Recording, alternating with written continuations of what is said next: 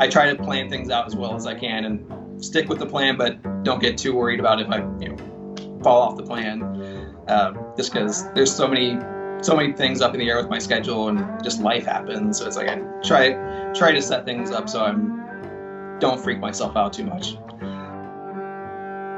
Today's guest is a super interesting guy that I first met at the 2019 Pittsburgh Double Bass Symposium.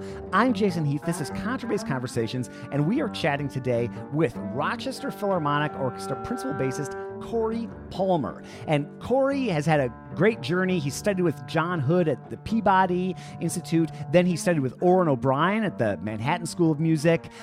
Ended up at Carnegie Mellon, and then went into the freelance world and worked for many years, leveled up his playing, kept going, refining his audition process, and he landed this gig quite recently, actually. And I talk about this app all the time. You're probably sick of it, but he used Modacity to practice, which is something that I use every day too. So we talk about that and much more. It was totally fun having Cory on the podcast. We definitely need to get him on again soon.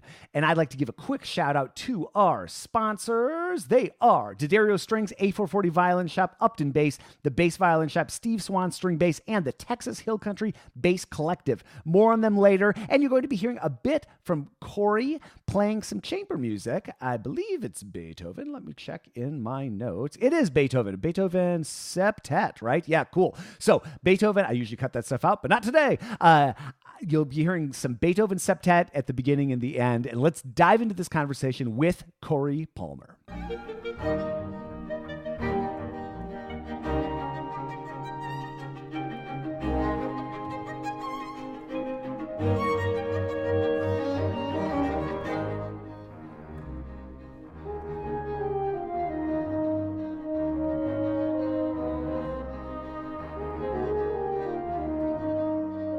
Perhaps we could start with your journey through the music world. Like, when did you pick up your first instrument? What was it? How old were you? That kind of thing.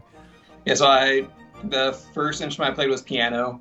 I did that for, I think, when I was 7 to 9. I played piano, and that was basically just because my sister was taking piano lessons, so I took piano lessons. And then, and that was in Florida. And then once we moved from Florida to the Atlanta area, we didn't take the piano with us, and I wasn't playing an instrument between then.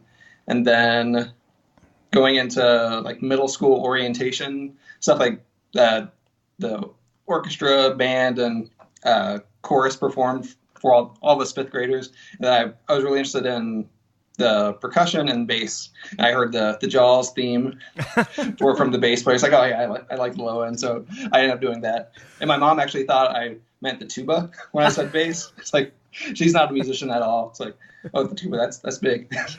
Many a bass player has been drawn in by the Jaws theme. You know, oh, yeah. I think that was probably what drew me too. Oh yeah, and then so I started bass in middle school. I didn't have a teacher for basically 3 or 4 years, but I started taking guitar lessons at the end of my 6th grade year. So I must have been 11 or 12, and I took 3 years of guitar lessons. And during that time, the local bass teacher, Anna Huthmaker, was trying to get my mom to get me into bass lessons. And then finally, during my 9th grade year, I didn't feel like I was learning that much more from my guitar teacher. It's like, oh, it's time to switch over to bass lessons. And then,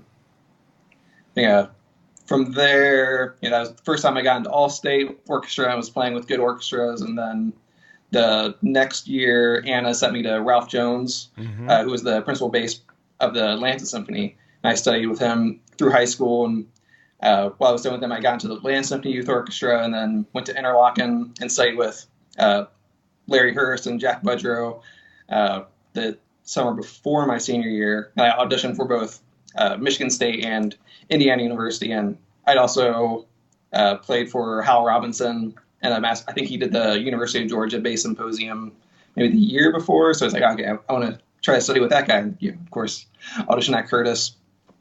But yeah, so then I got into IU and Michigan State, and I think Michigan State felt like the right place for me at the time. So then went to Michigan State, studied with Jack Budrow.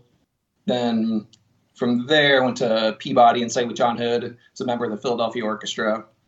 And then from Peabody, I went to Manhattan School of Music to study with Orin O'Brien in the orchestral performance program. And then from there, I went to Pittsburgh, studied at Carnegie Mellon with Jeff Turner in the performance residency program. And then after that, I just stuck around Pittsburgh and did the freelance thing around there. And actually had to start working full time after I graduated, or after I left Carnegie Mellon, just because finances were tough. So I ended up working in a cancer research lab for 2 years as a lab tech. Wow. And then I think during that time, I kind of transitioned into more freelance work and more teaching. I think towards the end of the second year, the lab was going to move to Boston. And I think right at that time, I was teaching around 15 students, plus I just won a principal bass position with the Canton Symphony and a job with the West Virginia Symphony. So it kind of worked out to leave that job at that time. And then, so then from there, I think that was 2012, 2015. I think I started playing with the Sarasota Opera, and I did that for 2 seasons. Then I won my job here.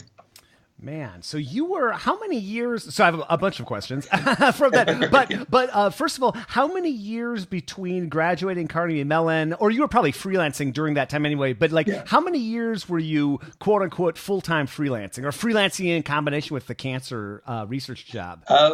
So that would have been 2 years that I was doing that. I think there was a year where I wasn't doing a whole lot of stuff. Like I was doing a few little regional things, but not a ton of stuff. And then I think during the second year that I was doing the lab tech job, I started subbing with the Canton Symphony. And I think that was the main work that I was doing. And then the next year is where a lot of the freelance work kind of started taking off. Where I was playing with the Westmoreland Symphony, which is just outside of Pittsburgh and Greensburg. Mm-hmm. And then I think it was the next year I started subbing with the Canton Symphony, and then the year after that, I got the Canton Symphony job. Okay, and then, how many years were you then doing Canton and that kind of thing between then and Rochester Philharmonic? So, I was doing, I think Canton. I was in from 2012 to 2016. Then when I started playing with the Sarasota Opera, I wasn't able to maintain my contract in Canton. Mm-hmm. And I think I'd also started subbing with Rochester Philharmonic at that time. But then I was still able to play with the West Virginia Symphony. So there was a year where I was basically just doing the West Virginia Symphony and Sarasota. And then I think that's also when I started playing with the Pro Musica Chamber Orchestra in Columbus. I had gotten to the finals the year before I got the Rochester job. I was in the finals for Pro Musica Chamber Orchestra, and they gave 4 of us trial weeks throughout that season. So I think we each had 2 trial weeks. And then actually before they were making their decision, that's when I won my job with the Rochester Phil. And so I ended up having to pull my name out of consideration. I was really curious to find out if they would have hired me, but it's like to be considerate to them, I withdrew my name. Okay. But I still sub with them a fair amount now too, whenever I can get out there.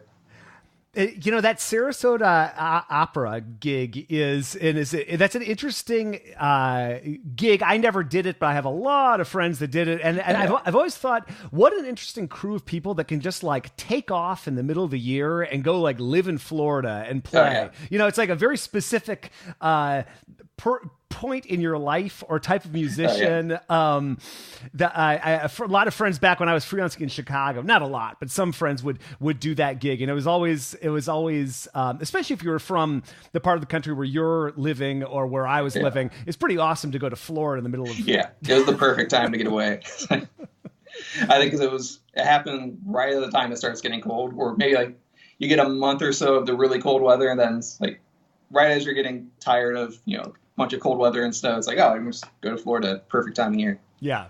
Because it usually started mid to late January and went through, I think, all the way through March, or most of the way through March. So it's perfect timing. Yeah.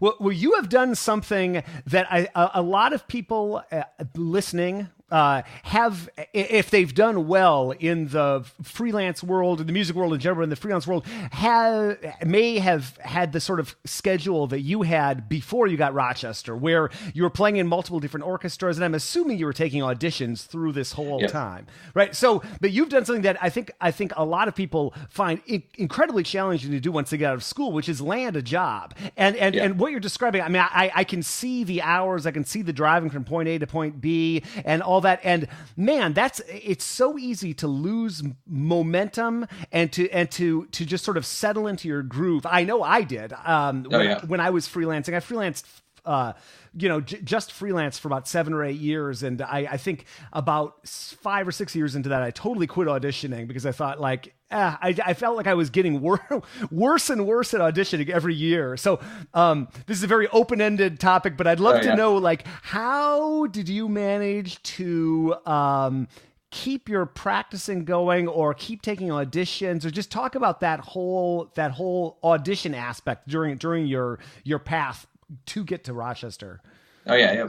It was tough. There were times, I think there was a period where I just essentially ended up taking a year off from auditions. And then I think, I forget when it was I remember the first audition that I took after that break was the Grant Park audition.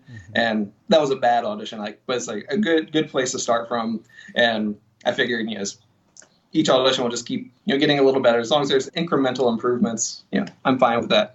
But but taking auditions was challenging because, on the road all the time.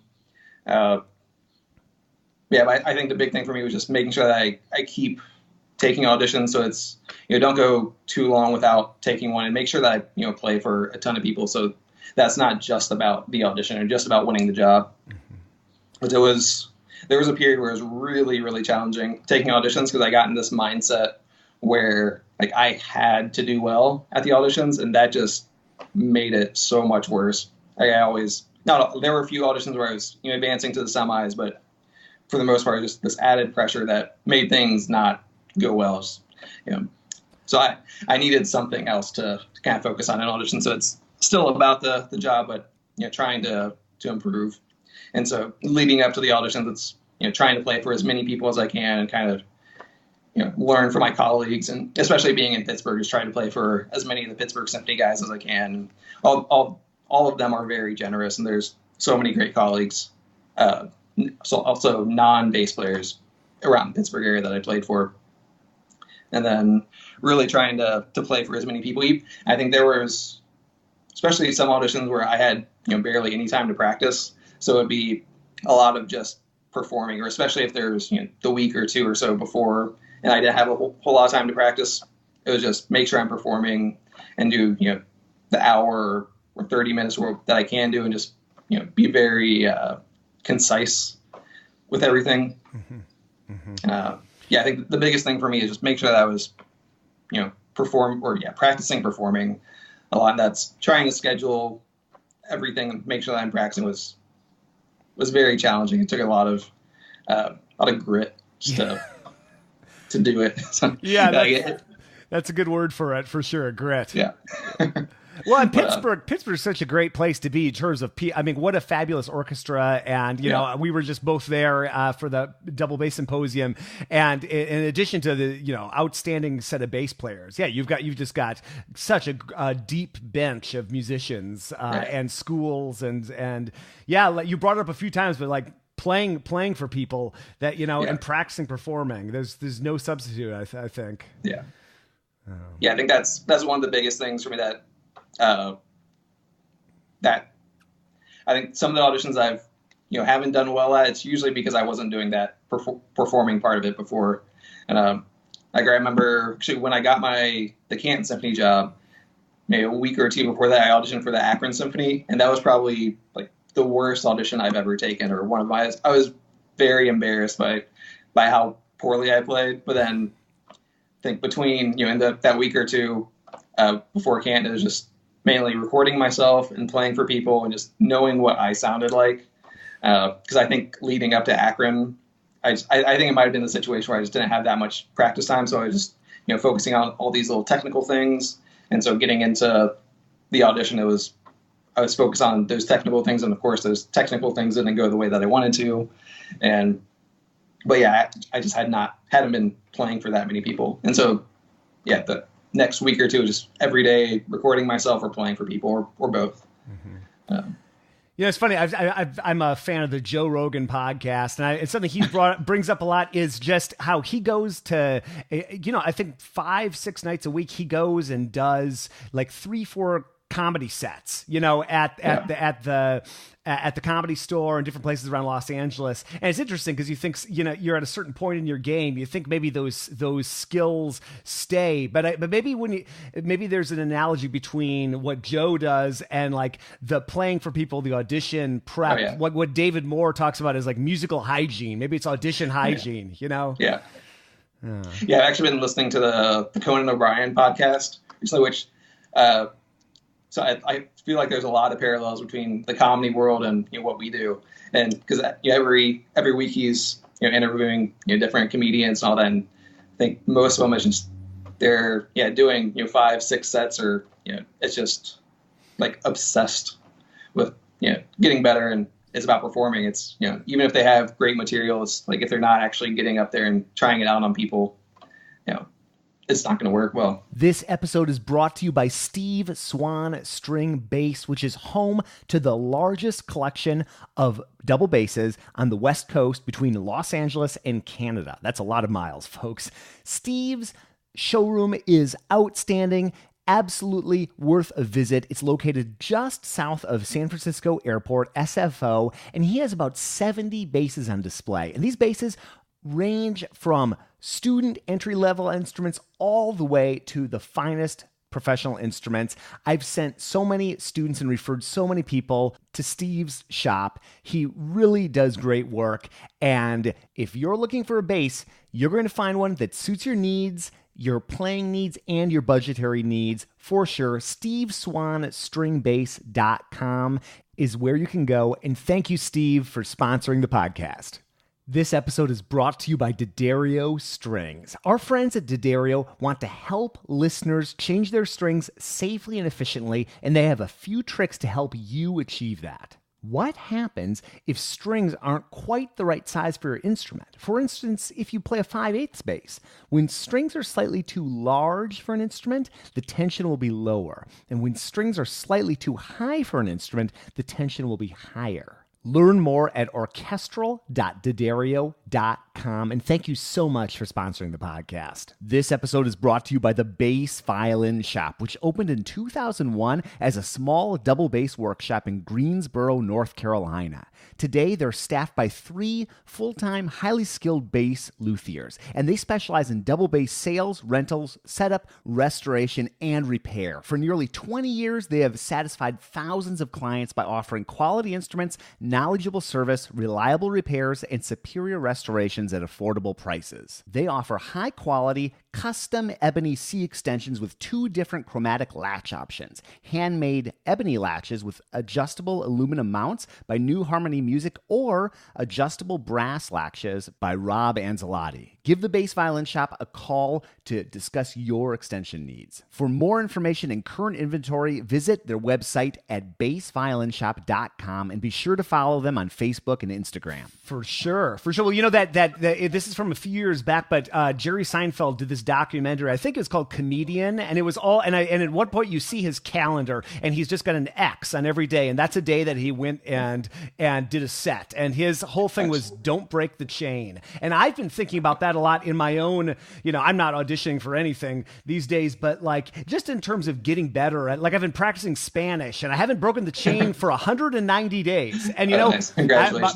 Thank you. My Spanish is not good, but it's better than it was 190 days ago. Oh, yeah. And I've been doing a similar thing with this app that I know you've used too, Modacity. For whatever reason, that app it just gave me just enough like personal accountability that I've been much more consistent. And I know when did you discover that app?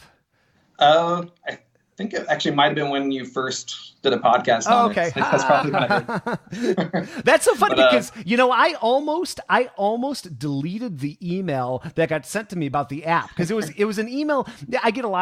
We all get a lot of email these days, but I got one and I read it and I thought like, oh, this is just like someone's offering, like whatever. But then I read it and was like, wait a minute, this person has actually listened to the podcast. And it was actually the social media person for Modacity. And so that's very cool. So tell me about, I know you've been using it because you brought it up at the Double Bass Symposium. I think on that audition panel that we did. Maybe, but just tell me about how you've been using that. I love geeking out about that app. Yeah, I mostly use it just as a practice journal. Because I love that it's just everything's right there. I can click on what I'm going to practice, and it just starts timing me. I can put my notes for the day. Usually what I'll do is I'll write how I worked on something and then how I want to work on it next time. Lots of times I don't end up doing what I told myself to do for the next time, but I think usually especially if I practice something like a day or two later, I'm usually pretty good about practicing what I told myself to practice the next time. But I also do I'll make my practice sessions beforehand. Lots of times, especially, I've been trying to make sure that I'm just have a practice session that's just technique stuff, and so that's the easiest way for me to do that is just put in each little thing. So long tones, shifting, all those exercises, and then I try to do that the day before, and that makes it easier. But even doing it right before, it's just I can go being bam, bam, bam right down the list and not have to think about it too much.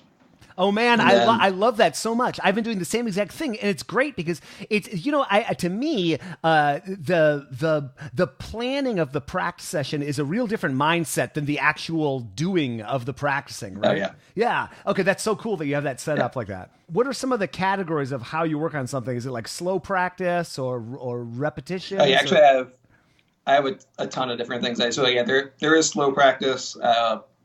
I think lately I've been doing a lot. I don't keep things too slow for too long.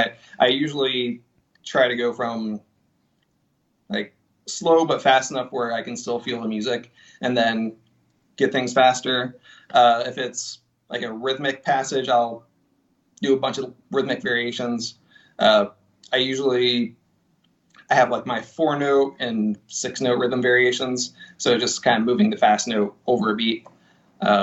So I have the 4-note variations are 2/16 followed by 2/8, then 8th followed by 2/16 followed by an 8th, then 2/8 followed by 2/16, and then 16th, 2/8, 16th. So that one can be really funky, but and then as many variations. If I feel more ambitious, I can throw other variations in there.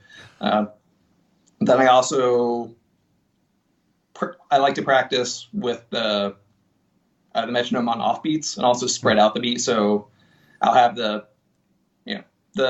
metronome land on, the second 8th note and all that. And then, or if it's something like the Beethoven 5 scherzo, I'll have the metronome land on beat 2 or beat 3. So it's one click per measure, but start on beat 1, then beat 2, beat 3. And actually I found for that exercise, especially putting the beat on the second beat is really helpful because you don't actually play that one a lot. Mm-hmm. So it helps you internalize that second beat. And then from there, I'll just have a click on every 2 measures or every 3 measures and then move it over. So that's cool. Different placements of the metronome is very helpful.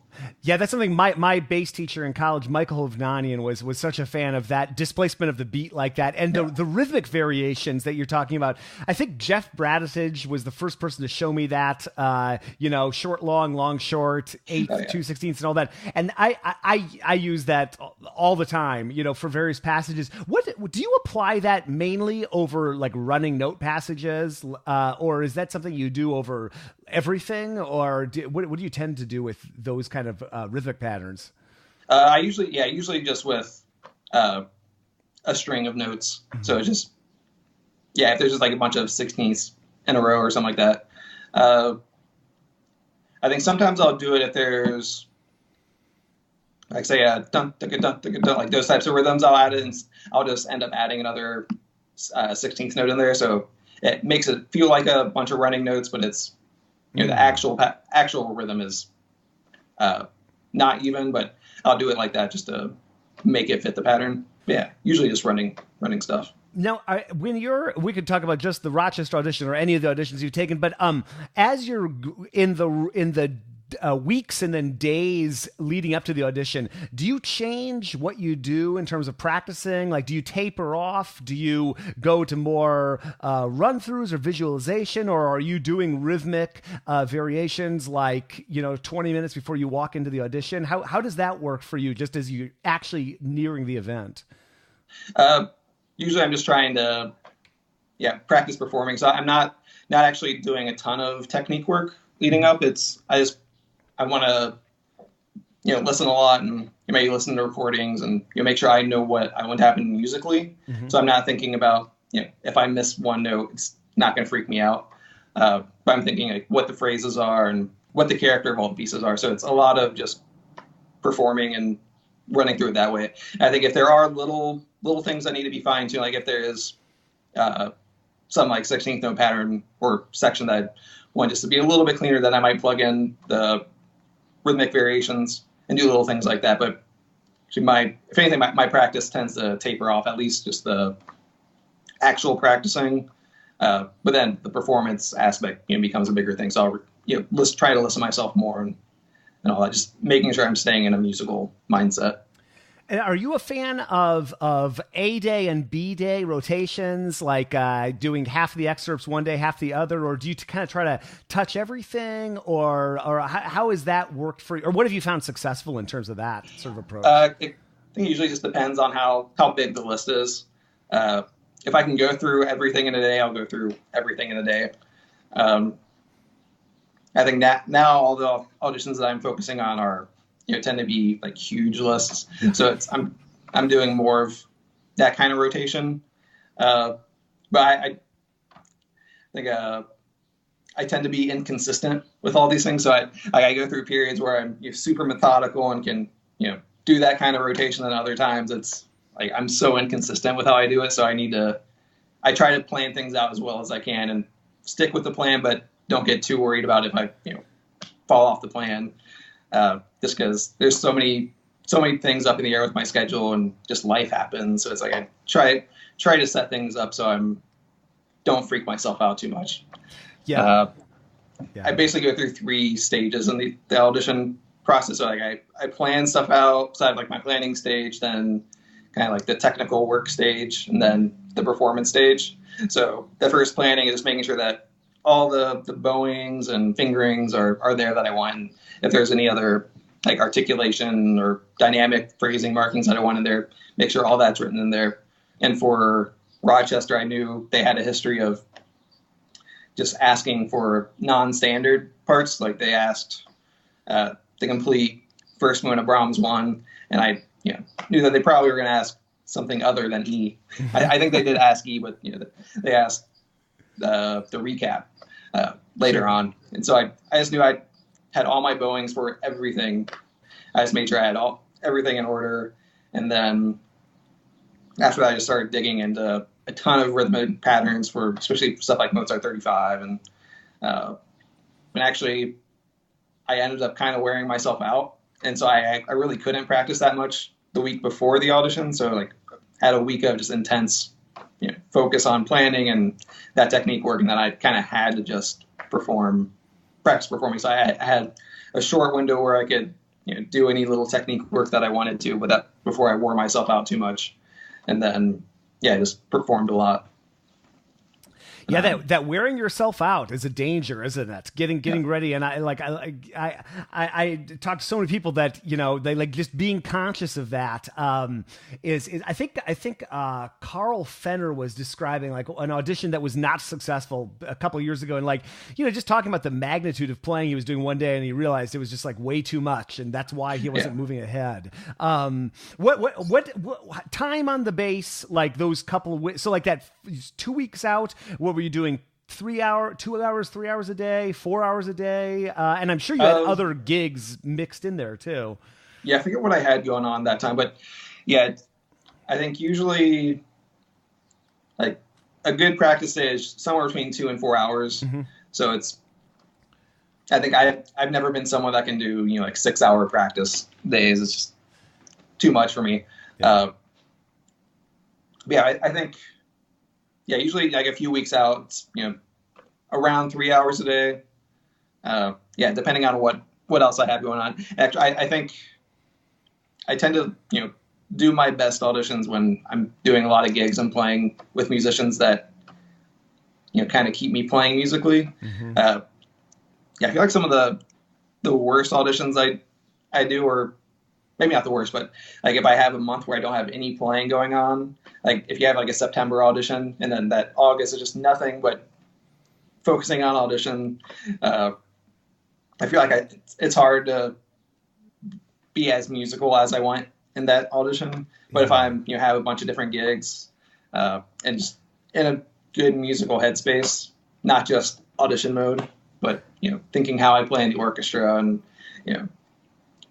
And isn't that interesting? Because I'll bet that seems counterintuitive to a lot of people, right? Because you would think, oh no, finally I've got the time and I can get all zenned out and like plan my practicing out and drink my tea and then meditate and do this. But like we're these organic beings that it's hard to divorce yourself from like the musical life and staying inspired and staying excited and that's an interesting observation. Yeah, but I think it's also that we shouldn't necessarily try to separate the musical life from the audition, because they're I sat on the first audition I sat on here in Rochester was the principal second violin audition, and like we ended up doing it over the course of the entire season. But I think there were people that just made mistakes, weren't necessarily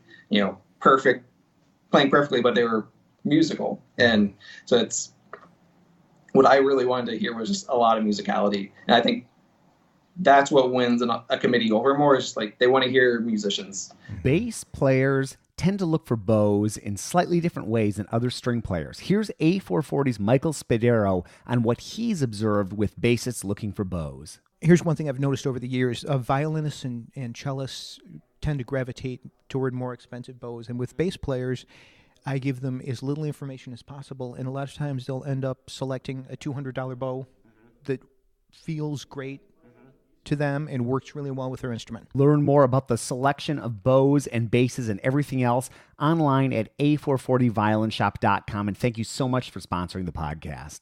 This episode is brought to you by the Texas Hill Country Bass Collective. Join them July 22nd through July 25th for their 6th annual Austin Bass Workshop. Come join friends from the area for 4 days of music, bass, and fun, and work with 2019 featured guest artist and former podcast guest Dennis Whitaker. Learn more at TexasHillCountryBassCollective.com. Are you ever curious just what kind of production capacity a company like Upton Bass has? Here's Gary and Eric from Upton Bass on how many basses they're turning out every year. How many instruments today in America, Togwonk, Business Park, Mystic here, entirely in the U.S., do we approximately? Just completely ourselves? Yes. I think probably up over 1,600 now. Yeah. Okay, coming up around 1,700. Okay. Yeah. The evolution of the product line over these almost 1,700 basses at this point is so cool. From the Gary Carr model to the Bohemian and Bostonian and all the other things that they do at Upton. I just really enjoy their instruments, and I have for years and years. Thank you so much for sponsoring the podcast, Upton, and check them out online at uptonbass.com.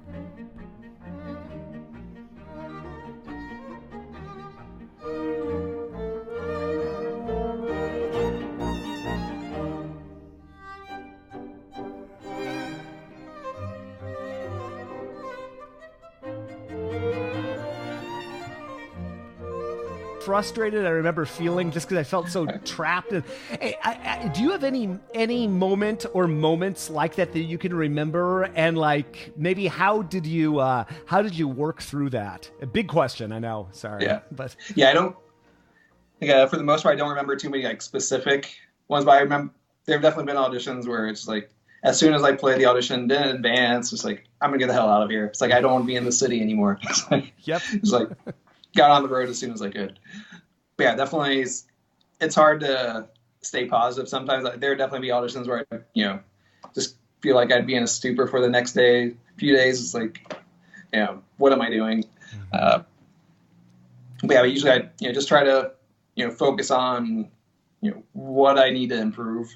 So it kind of comes back to, making sure that I'm not taking the audition just for the job, that it's, about improving my playing and, getting the experience of playing in the hall and, getting the experience of, if it is a job that I want, maybe I'm not as prepared for the audition, but, it's good experience just to see what the process is there. Because some orchestras, they can do some funny things, and it's kind of nice just to know what's going to happen.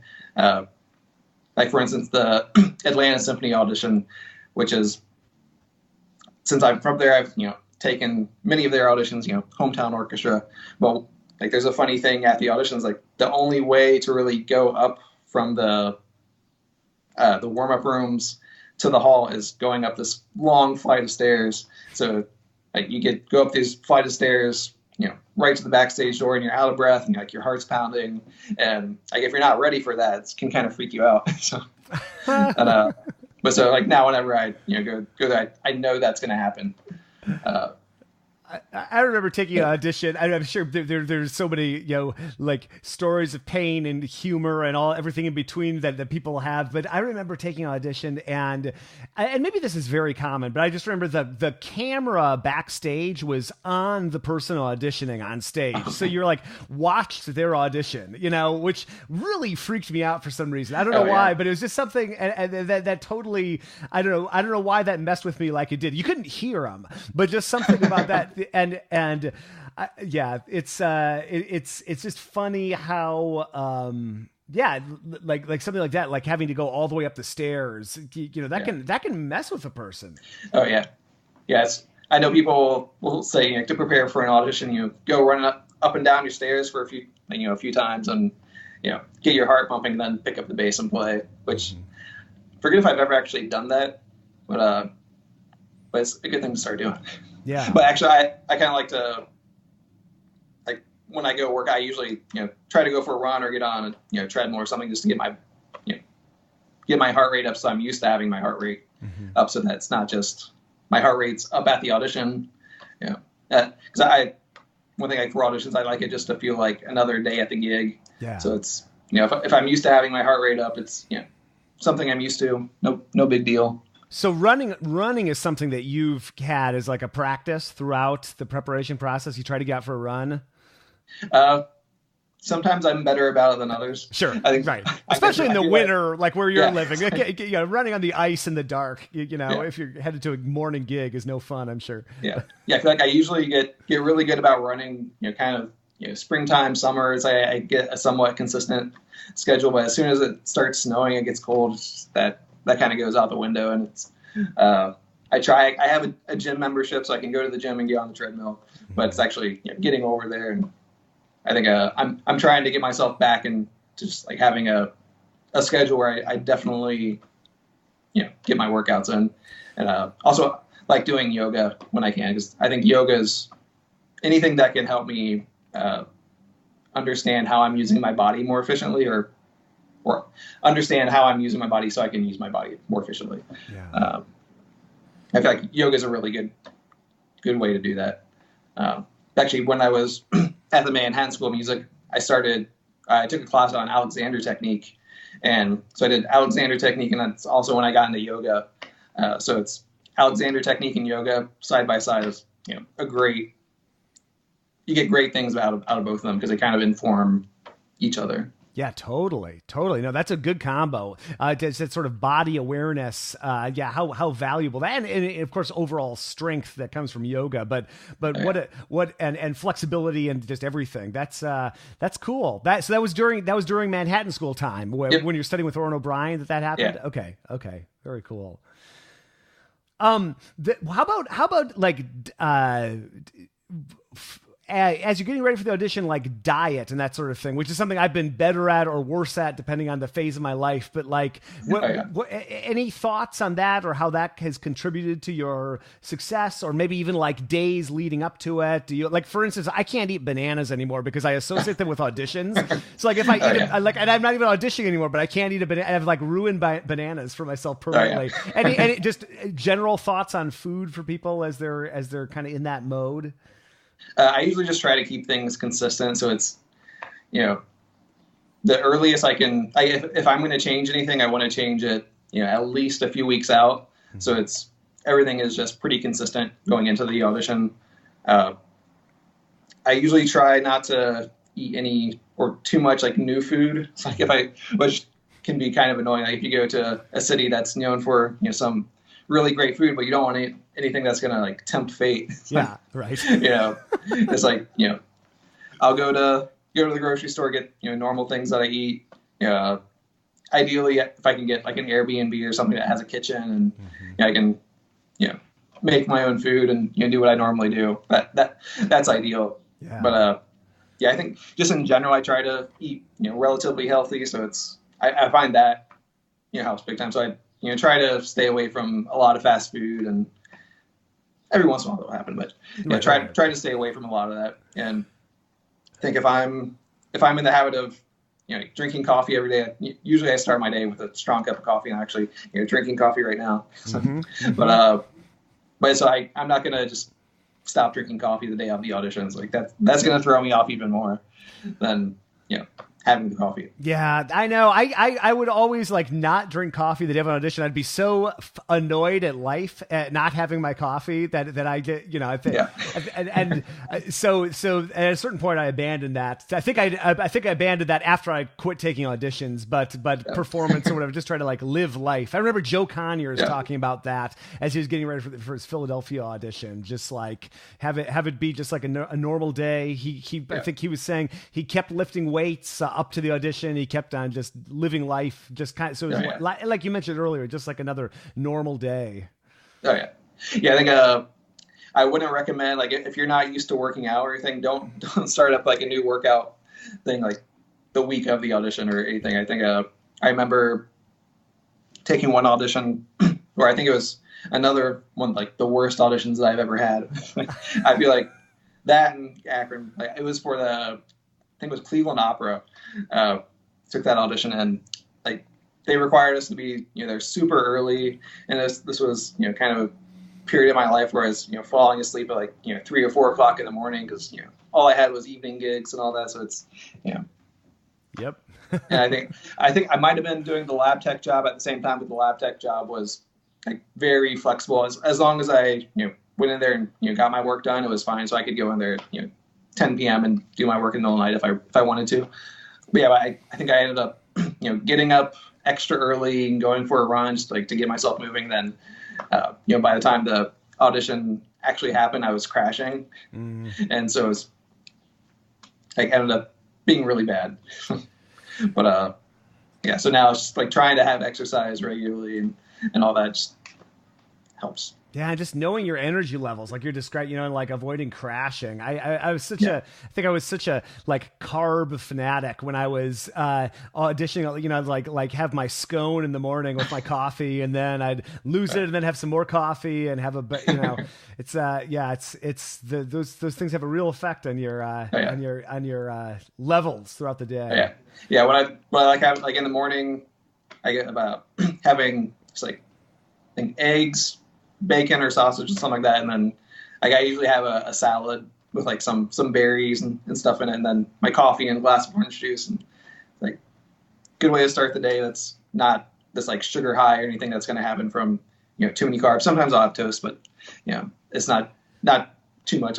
Although when I'm going into work and I don't have too much time, I grab a muffin. So. Yep. Sometimes you got to do it, but no, you're describing that's like my standard. If I want to have good energy throughout the day, it's like bacon and eggs, maybe in a little guacamole or something on the eggs. Yeah. I've been having avocado lately. It's like good combo with eggs. That is like brain juice for me. Like that combo, a good cup of coffee, bacon and eggs, and some avocado, and I am like, that is like jet fuel for me, just creatively. And then I do the same thing. I have like a chicken salad for lunch, easy dressing, and like I'm good to go all day. Like the worst day would be like scone, or like, no, 2 donuts and coffee, and then have like Indian food for lunch or something. I've had many days like that. I love that, but man, that's like a recipe for a good nap. It's a recipe for a good nap. Yeah, and not much else. Maybe we could end with my one question that I traditionally ask people, something along the lines of, go back to, let's see, Michigan State was where you started out in terms of college. Like maybe and you did your freshman year at Michigan State? Okay, so studying with Jack Boudreau, that first year, Michigan State, if you could give yourself some advice now, looking back, what would you tell young Cory? Oh, yeah. I think there's 2 main things. I think the big thing is just like take advantage of the resources that are around you. Specifically, I would tell myself what the resources are, because I think for me, I had no idea what the music business was really like, because I wasn't around professional musicians growing up, and like my family wasn't musical at all. It's like my only contact with professionals was really like my teacher, and that was it. And same thing, at Michigan State, like I had contact with Jack Boudreau and whoever the incoming teachers were, but that's kind of it. So it's like, especially at Michigan State, it's like I should have gone to see the Chicago Symphony and the Cleveland Orchestra and the Detroit Symphony and what other groups were in the area. Because they were just a few hours drive, so it's going to see just good live music, and going to I should have tried to go play for some of the people in those orchestras just to know like what they were doing. Yeah. So, and then, find all the, the books that are written by, so many great musicians. Like, and there's just a treasure trove of, information that, great musicians have written. Some things are pretty dense. Some things are, pretty easy to digest. Just find out what's out there. But, so, find all the resources they can. Then the other thing is just like finances. It's like, and then some of that's for like personal reasons, and don't get yourself in debt. But other is getting an instrument. Like the instruments are so expensive, and if you're not setting yourself up to get the next instrument, like you're kind of screwing yourself. And so I think probably for young players, when you get that $20,000 instrument, be thinking how you're going to pay for the next instrument. I think I was in a place where, like, when I needed the next instrument, I had so much student loan debt and credit card debt and stuff like that. I was not in a stable financial position to be able to get a loan for an instrument. But it's such an important thing, isn't it? That trying to figure out how to make it work for the instrument, because it's such a we need it, like you're describing, to get to the next level. The guy Trevor Jones, who helps me publish these podcasts and does all kinds of behind the scenes stuff, he has been talking for years about doing a finance related thing on the podcast. I just feel so vastly unqualified to do that, so I'm always like, you do it, Trevor, and he hasn't taken me up on it. But it would really be interesting for bass players or for anybody broadly about music, because it's like you can get into 6-figure debt in the blink of an eye, and then the instrument on top of that, and it's not necessarily the most predictably earning profession, and so it's a whole ball of wax. Maybe that'd be a fun round 2 or a panel discussion or something. I'll think about it.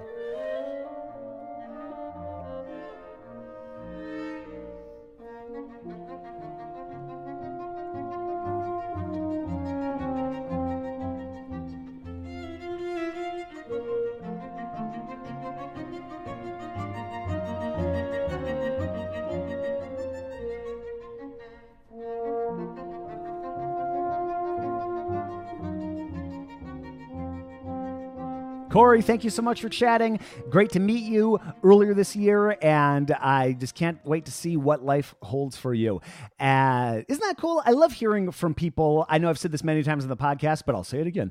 I love chatting with people, and I said during this episode, so yikes. But anyway, I love chatting with people after they've hit a milestone, like winning an audition, because you know that they mastered a process, and there's chaos in that master, and there are ups and downs, and it's a real human experience, and I think it's really interesting. I also love when people, when a new album comes out, obviously there's a reason why people go on talk shows when they have new shows and albums and that sort of thing, obviously to promote it, but also it's a plateau. It's something you put out. It's a widget. It's something you've created. And so I think it's super exciting. And I did more audition winner talks in the past, kind of haven't done so many recently, but I think I'm going to start doing some more again because I do think it's an interesting time to connect. And my goodness, there are so many bass auditions right now.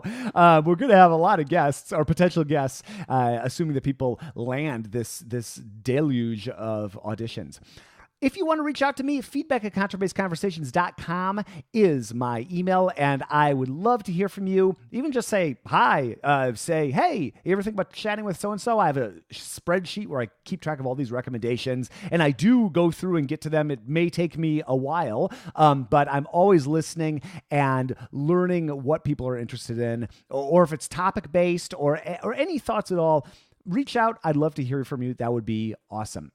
Contrabass Conversations is produced by Michael Cooper, Steve Hinchy, Trevor Jones, and Mitch Mooring. And Mitch makes beautiful basses in the Dallas area. You can learn more at mitchmooring.com and hear him soon on the podcast. We're going to do a live chat at ISB. And we just recently chatted with Krista Copper, who is our catalogist and archivalist or archivist. I don't know what the exact right term is, but she goes through and listens to all of these conversations, meaning all of these yammerings that I'm doing now, and catalogs when we talk about different topics. That makes it easy to do highlight episodes and work on projects like Winning the Audition, my book from 2016.